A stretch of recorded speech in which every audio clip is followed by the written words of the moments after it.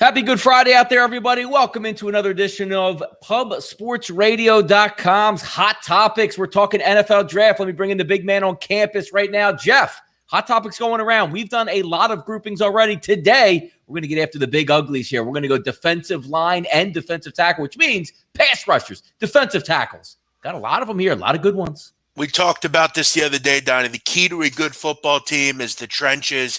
Do you have a good offensive line? Can you get to the quarterback? Can you stop the run? As you said, big uglies up front, they lead the way.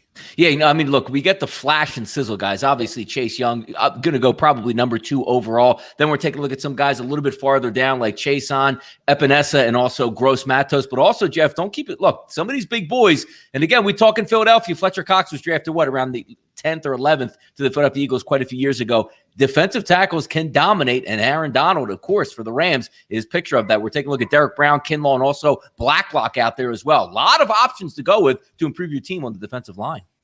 Yeah, with the defensive end, so the pass rusher group, Donnie, obviously you mentioned, Chase Young going to be your number 1 defensive player in this draft. But, I think there's some really quality picks, and I'm not just talking about in the first round. There are certain guys I think are really moving up.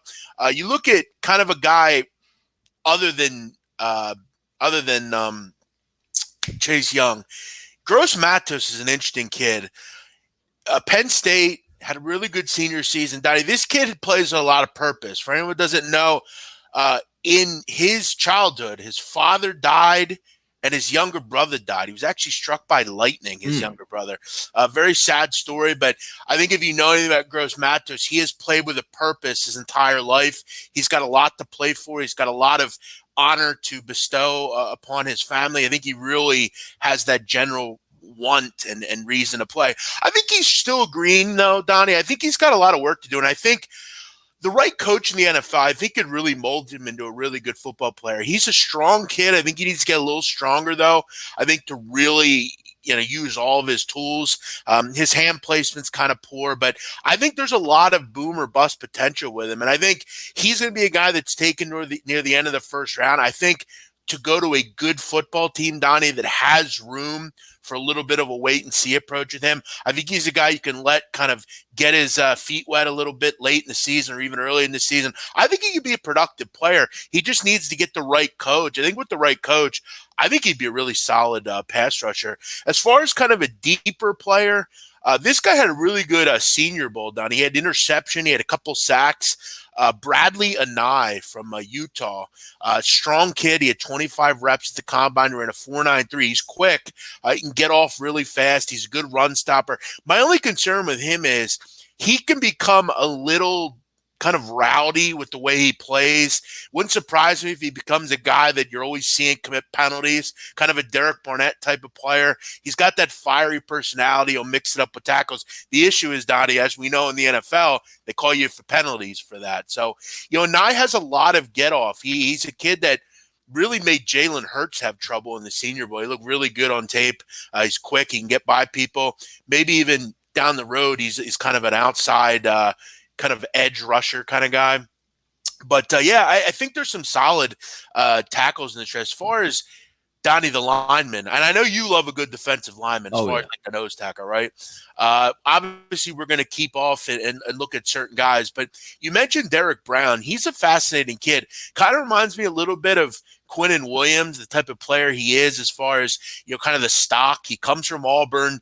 He's not going to, he's not an incredibly get off type of guy. He's not going to be able to kill a tackle, but he's a guy that is real strong. He's approaching 30 reps down at the combine, which is really good. I think a lot of people like his demeanor off the field. He's a good kid. I don't think anyone has to worry about him getting in any type of trouble.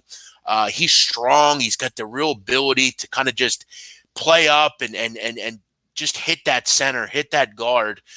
Really quick, too. Good run stopper. And that's what you want. You want a guy that can gobble up blockers, make it easy on the linebacker to get up and get up in motion. So, I look at him. I think he's a really interesting player.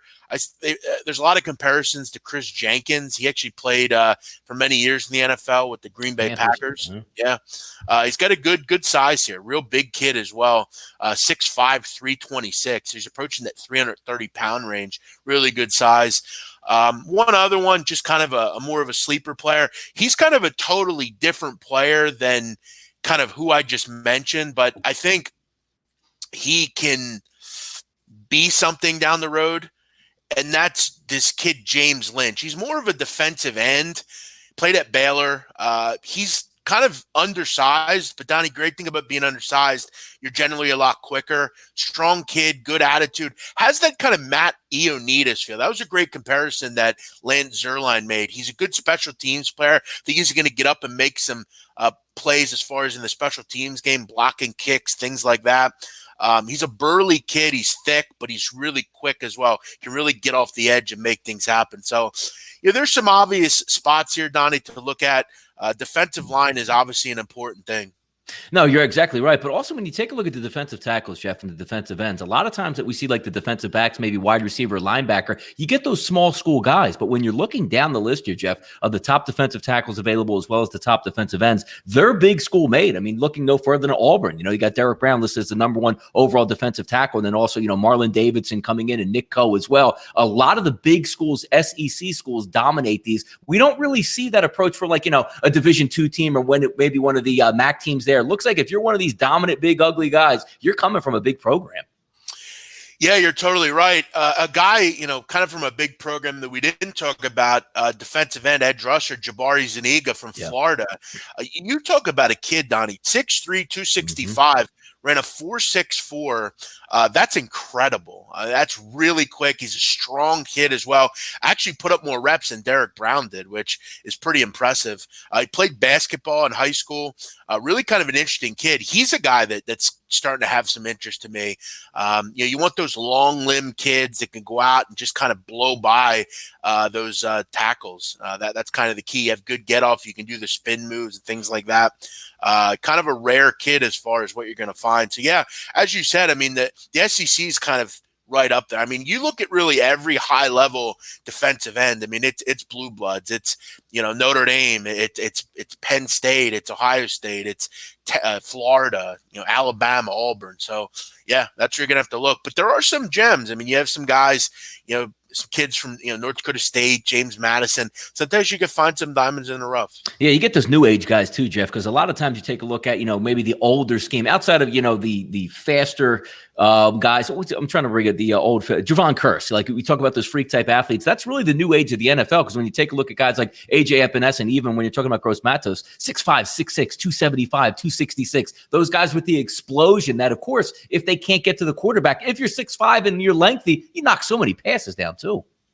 Yeah, no, you're totally right. I mean, you can get up there and you can bat the ball down. I mean, that's as good as anything in the NFL. It's great, Donnie, when you have a team that you're betting on or you like or whatever, and you have a guy that can just knock the ball down. I mean, it helps so much.